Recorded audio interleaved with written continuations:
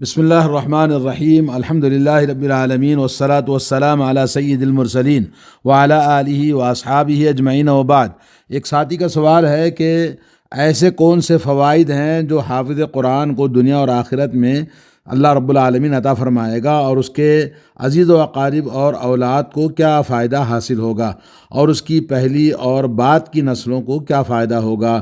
تو اس کا جواب یہ ہے کہ الحمدللہ سب سے پہلے قرآن کریم کا حفظ کرنا ایک عبادت ہے، اور اس عبادت کے ذریعے حافظ قرآن شخص رضائے الہی کو چاہتا ہے اور اس کے لیے راتوں میں محنت کرتا ہے اور وقت نکال کر زندگی کے قیمتی اوقات سے قرآن مجید کو حفظ کرتا ہے، تو دنیا میں سب سے عظیم اگر کوئی کام ہے تو قرآن مجید کلام اللہ، جو شہنشاہ کائنات رب ذوالجلال اور خالق ارض و سما کا یہ کلام جس کو مل جائے، یہ رتبہ بلند ملا جس کو مل گیا، اگر حافظ قرآن کی یہ نیت نہ ہو تو پھر اس کی کچھ بھی اس کا فائدہ اس کو نہیں ملے گا، اور اس عبادت کو غیر اللہ کے لیے بجا لانے پر عذاب بھی ہو سکتا ہے اگر وہ نیت خالص نہ کرے اور اللہ رب العالمین کی رضا جوئی اور اس کی عبادت کا مقصد نہ ہو حفظ قرآن میں، کیونکہ اللہ کے نبی صلی اللہ علیہ وسلم نے فرمایا خیرکم من تعلم القرآن وعلم، تم میں سب سے بہترین شخص وہ ہے جو اللہ عز و جل کے کلام کو پڑھتا ہے اور دوسروں کو پڑھاتا ہے، سیکھتا اور سکھاتا ہے۔ یہ حضرت عثمان رضی اللہ تعالیٰ عنہ کی حدیث ہے، صحیح بخاری میں 5027۔ تو اللہ رب العالمین نے حافظ قرآن کے لیے بہت ساری خصوصیات رکھی ہیں اور اس کی فضیلتیں رکھی ہیں۔ سب سے پہلے نمبر 1، قرآن کریم کا حفظ کرنا ایک ایسے، جیسا کہ آپ نے سنا، اس کے جو فوائد ہیں، اللہ تعالیٰ نے حافظ قرآن شخص کو دنیا اور آخرت میں خصوصی امتیاز سے نوازا ہے، ان میں سے کچھ درج ذیل ہیں۔ نمبر 1، نماز کے امامت کے لیے اسے دوسروں پر ترجیح دی جاتی ہے، کیونکہ امام کے قابل وہی شخص ہے جو حافظ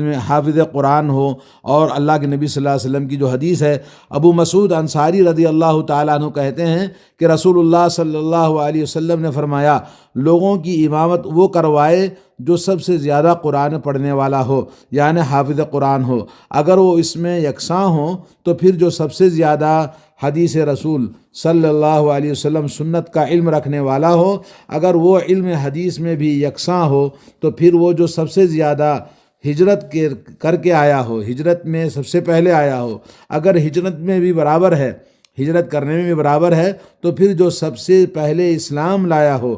اور کوئی بھی شخص سلطان کی موجودگی میں سلطان کی امامت نہ کروائے اور نہ ہی اس کے گھر میں اس کی خاص مسند پر بیٹھے۔ صحیح مسلم کی حدیث ہے 673۔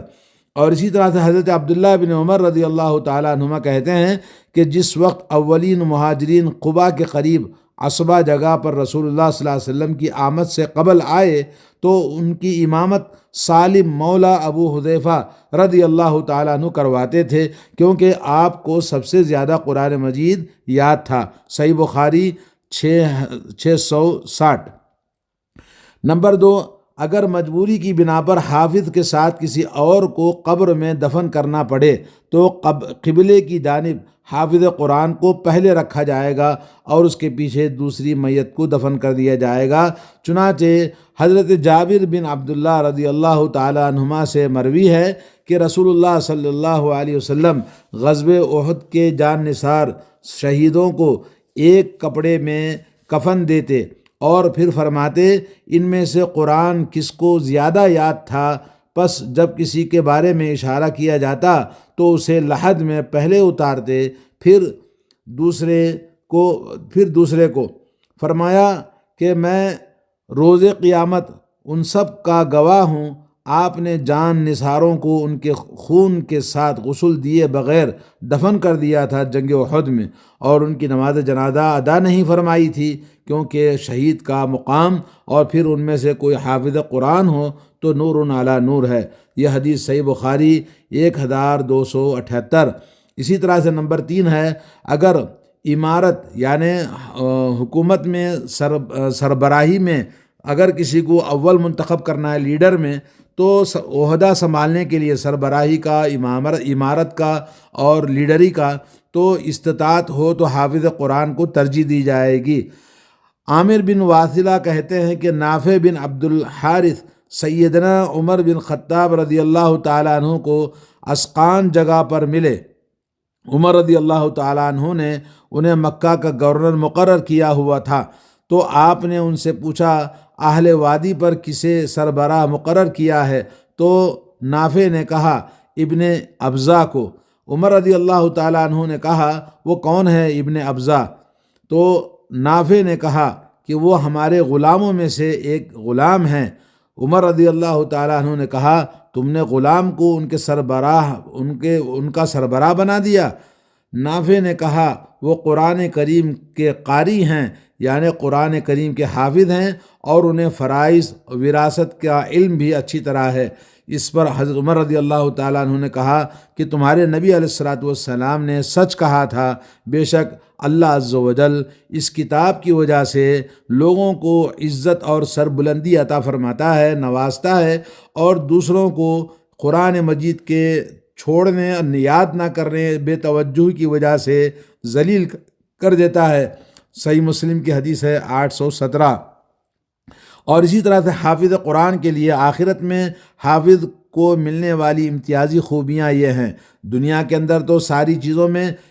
امتیازی شان تو حافظ قرآن کی ہے، اسی طرح سے قیامت کے دن بھی حافظ قرآن کے لیے اللہ عز و جل نے بڑی سربلندیاں رکھی ہیں۔ نمبر 4 یہ ہے کہ حافظ قرآن کا جنت میں ٹھکانہ وہاں ہوگا جہاں وہ آخری آیت پڑھے گا۔ حضرت عبداللہ بن عمر بن العاص رضی اللہ تعالیٰ عنہ سے بیان کرتے ہیں کہ صاحب قرآن سے کہا جائے گا پڑھتے جاؤ اور چڑھتے جاؤ جنت کے بلند مقاموں پر، نیز اس طرح ٹہر ٹہر کر پڑھو جیسے تم دنیا میں پڑھتے تھے، کیونکہ تمہارا ٹھکانہ وہیں ہوگا جنت میں جہاں تم آخری آیت پر پڑھو گے، یعنی اتنی منزلیں ان کی اللہ رب العالمین بلند کرے گا۔ یہ جامع ترمذی کی حدیث ہے 2914۔ امام ترمذی نے اسے حسن صحیح قرار دیا ہے، اور شیخ البانی نے بھی اس کو صحیح ترمذی میں حسن صحیح کہا ہے۔ نیز یہ روایت ابو داؤد کے اندر بھی موجود ہے 1464۔ اس حدیث میں پڑھنے کا مطلب یہ ہے کہ زبانی پڑھنا یعنی قرآن مجید کو حفظ کر کے حافظ قرآن ہو، اور وہ دنیا میں جیسے پڑھتا تھا ویسے ہی پڑھنے کو اللہ تعالیٰ فرمائے گا۔ نمبر 5، حافظ قرآن فرشتوں کے ہمراہ اپنے گھروں میں ہوگا، یعنی عائشہ رضی اللہ تعالیٰ عنہ سے روایت ہے، کہتی ہیں کہ رسول کریم صلی اللہ علیہ وسلم نے فرمایا اس شخص کی مثال جو قرآن پڑھتا ہے اور قرآن کا حافظ بھی ہے تو وہ نیک محرر فرشتوں کے ہمراہ ہوگا، کرامن بررہ، یعنی تحریر کرنے والے فرشتے جو اللہ تعالیٰ کے خاص فرشتے ہیں۔ اور جو شخص قرآن پڑھتا ہے لیکن قرآن پڑھنا اس کے لیے مشکل ہو جاتا ہے تو اس کے لیے دوہرا اجر اللہ تعالیٰ عطا فرمائے گا، یعنی قرآن کے حافظ کے لیے کرامن بررہ کے ساتھ میں ہوگا، اور جو آدمی پڑھنا نہیں آتا پھر بھی وہ کوشش کرتا ہے اور تھوڑا سا اپنی آواز کو یعنی اٹک اٹک کے پڑھتا ہے تو ایسے شخص کی بھی بڑی فضیلت ہے، جیسا کہ صحیح بخاری 4653 اور صحیح مسلم 798۔ تو دوستو دیکھا آپ نے کتنی بڑی فضیلت ہے۔ اسی طرح سے نمبر 6، اس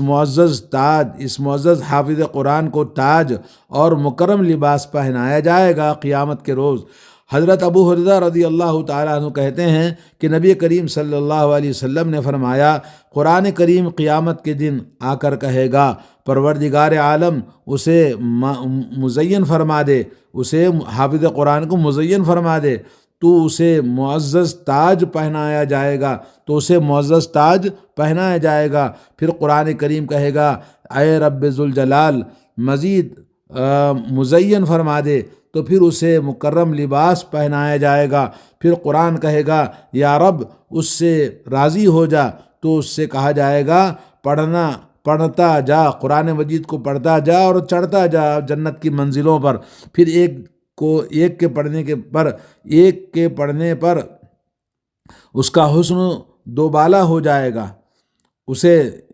یعنی اس کا حسن اور زیادہ بڑھ جائے گا جب وہ قرآن مجید کو پڑھے گا اور منزلوں پہ چڑھتا جائے گا۔ یہ حدیث جامع ترمذی میں 2915 اور روایت کیا ہے، اور اسے کہا حسن صحیح۔ اور نیز البانی رحمۃ اللہ علیہ نے بھی اسے حسن صحیح کہا ہے۔ اور نمبر 7 یہ ہے کہ قرآن مجید کے پڑھنے والے کے لیے قرآن کریم اللہ تعالیٰ کے یہاں شفاعت کرنے کا اس کو حق دیا جائے گا، اللہ تعالیٰ اس کو شفاعت کرنے والا بنائے گا۔ حدیث ہے، امام بخاری رحمۃ اللہ علیہ نے ابو امامہ باہلی رضی اللہ تعالیٰ عنہ سے روایت کہتے ہیں کہ میں نے رسول اللہ صلی اللہ علیہ وسلم سے سنا ہے، آپ فرما رہے تھے قرآن پڑھو، کیونکہ یہ قرآن اپنے پڑھنے والوں کے لیے روز قیامت سفارش بن کر آئے گا، اور تم زہراوین یعنی سورۃ بقرہ، سورہ آل عمران پڑھو، زہراوینی، یہ روز قیامت آئیں گے، گویا کہ یہ 2 بادل ہیں یا 2 سائبان ہیں جو اڑنے والے 2 پرندوں کے جھنڈ کے مانند ہیں، یہ اپنے پڑھنے والے کے لیے تکرار کریں گے، تم سورۃ بقرہ کی تلاوت کرو، کیونکہ سورہ بقرہ کی تلاوت باعث برکت ہے، اسے چھوڑنا باعث حسرت اور ندامت ہے، اور اسے جادوگر اس کا مقابلہ نہیں کر سکتے۔ یہ حدیث صحیح مسلم کے اندر 804، امام بخاری نے اسے معلقاً روایت کیا ہے۔ دوسری بات یہ ہے، جب حافظ قرآن کے رشتہ داروں اور اولاد کے بارے میں ایک دلیل ملتی ہے کہ حافظ قرآن کے والدین کو 2 لباس پہنائے جائیں گے قیامت کے دن، جن کی قیمت دنیا و ما فیہا بھی نہیں دے سکتی، یعنی دنیا اور اس کے اندر کی تمام چیزیں ان سے زیادہ وہ قیمتی لباس ہوں گے، اس لیے کہ حافظ قرآن کے والدین نے اپنے بچے کو خوب محنت کے ساتھ پرورش کی اور اسے تعلیم دلوائی، چاہے حافظ قرآن کے والدین ان پڑھ ہی کیوں نہ ہوں، اللہ تعالیٰ پھر بھی ان کی عزت افزائی فرمائے گا۔ لیکن اگر کوئی اپنے بچے کو حافظ قرآن حفظ کرنے سے روکتا ہوگا تو وہ محروموں میں سے ہوگا، یعنی بدبخت، بدنصیب اور محروم ہوگا جو اپنے بچے کو حفظ قرآن کرنے سے روکتا ہے۔ اسی طرح سے آئیے، حضرت ابو ہریرہ رضی اللہ تعالیٰ عنہ سے روایت ہے کہ رسول اللہ صلی اللہ علیہ وسلم نے فرمایا، قیامت کے دن متغیر رنگت والے آدمی کی شکل میں قرآن مجید آ کر قرآن پڑھنے والے سے کہے گا، کیا تم مجھے جانتے ہو؟ میں ہی ہوں وہ جو تمہیں راتوں کو جگاتا تھا اور گرمی کے دنوں میں روزے رکھوا کر پیاس برداشت کرواتا تھا۔ ہر تاجر کے سامنے اس کی تجارت ہوتی ہے، اور میں آج تمہارے لیے میں بھی تاجر سے پیش ہوں گا کہ وہ حافظ قرآن کو دائیں ہاتھ میں بادشاہی دے گا اور بائیں ہاتھ میں سرمدی زندگی عطا فرمائے گا، اور اس کے سر پر وقار کا تاج رکھا جائے گا، اور اس کے والدین کو 2 ایسے لباس پہنائے جائیں گے کہ دنیا و ما فیہا بھی اس کے برابر نہیں پہنچ سکتے۔ تو والدین کہیں گے، پروردگار، یہ ہمارے لیے کہاں سے اتنے قیمتی اللہ نے ہمیں لباس پہنایا؟ تو انہیں کہا جائے گا کہ تم نے اپنے بچے کو قرآن کریم کی تعلیم دی، اس کے عوض اللہ نے یہ مقام تمہیں عطا فرمایا ہے۔ اس حدیث کو امام طبرانی نے معجم الاوسط میں روایت کیا ہے۔ اور اسی طرح سے حضرت بریدہ رضی اللہ تعالیٰ عنہ کہتے ہیں کہ رسول اللہ صلی اللہ علیہ وسلم نے فرمایا، جو شخص قرآن کریم پڑھے پھر اس کے احکام سیکھے، نیز اس پر عمل بھی کرے، تو اللہ تعالیٰ اس کے والدین کو نور کا تاج پہنائے گا، اس کے روشنی سورج جیسی ہوگی، اس کے والدین کو 2 ایسے لباس پہنائے جائیں گے کہ پوری دنیا بھی اس کے برابر نہ پہنچ سکے گی۔ تو والدین کہیں گے، پروردگار، اے رب، یہ ہمیں کس کے عوض پہنایا گیا ہے؟ تو انہیں کہا جائے گا کہ تمہارے بچوں کے قرآن مجید کے حفظ کرنے کی وجہ سے ہے، حافظ قرآن بنانے کی وجہ سے ہے۔ تو اللہ رب العالمین یہ مقام عطا فرمائے گا جنہوں نے اپنے بچوں کو حافظ قرآن بنایا۔ یہ دونوں حدیثیں ایک دوسرے کے حسن درجے تک پہنچ جاتی ہیں۔ اس بارے میں مزید بہت سارے اور بھی احادیث ہیں کہ جس میں ایک حدیث میں آتا ہے ترمذی کے اندر کہ اللہ رب العالمین 10 لوگوں کو جو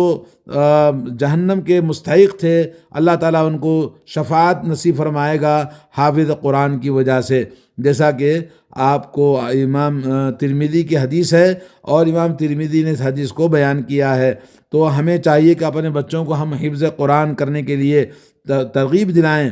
اور جیسا کہ ایک سوال ہے، کیا یہ صحیح بات ہے کہ ایک حافظ قرآن اپنی مرضی سے کسی بھی 10 آدمیوں کو جنت میں لے کر جائے گا، تو حافظ قرآن اور ان کے والدین کے لیے احادیث میں بے شمار فضائل آپ نے سن لیا۔ ان میں سے ایک روایت حضرت علی رضی اللہ تعالیٰ عنہ سے ہے کہ رسول اللہ صلی اللہ علیہ وسلم نے ارشاد فرمایا، جس شخص نے قرآن مجید پڑھا پھر اسے یاد کیا اور اس کو حلال اور اس کے حرام کو حرام جانا، تو اللہ عز و جل اللہ تعالیٰ اسے ابتدائی ہی میں جنت میں داخل فرمائے گا اور اس کے ان 10 عزیزوں کو حق میں اس کی سفارش قبول فرمائے گا جن پر جہنم واجب ہو چکی ہوگی، یعنی وہ فاسق اور مستحق عذاب ہو چکے ہوں گے۔ یہ حدیث مسند احمد، امام ترمذی، ابن ماجہ اور سنن دارمی کے اندر موجود ہے۔ تو اس طرح سے آپ نے دیکھا کہ اللہ کے نبی صلی اللہ علیہ وسلم نے کتنی بڑی فضیلتیں بتائی ہیں اس آدمی کے لیے جو اپنے بچوں کو حافظ قرآن بناتا ہے۔ اللہ تعالیٰ سے دعا ہے کہ اللہ تبارک و تعالیٰ ہمارے والدین کو اپنے بچوں کو حفظ قرآن کرنے کی توفیق عطا فرمائے اور ہمارے بچوں کو اللہ تعالیٰ حافظ قرآن بنائے۔ اللہ رب العالمین ہمارے گھر میں، جس کے گھر میں قرآن کا حافظ ہوگا تو اس کے گھر میں اللہ کا نور ہے۔ رب ذوالجلال کائنات کے شہنشاہ کا کلام اس کے پاس ہے، تو اس سے بڑی دنیا میں کوئی دولت نہیں، اس سے بڑی کوئی نعمت نہیں۔ اللہ تعالی ہم سب کو توفیق عطا فرمائے۔ وصلی اللہ علی نبینا محمد وعلی آلہ وصحبہ اجمعین۔ السلام علیکم ورحمۃ اللہ وبرکاتہ۔ ناظرین اکرام، اسلامک ٹی وی اس چینل کو ابھی تک جنہوں نے سبسکرائب نہیں کیا ہے، برائے مہربانی اس چینل کو سبسکرائب ضرور کریں اور ہر دن کی اپڈیٹ کے لیے اس کے ساتھ ہی ایک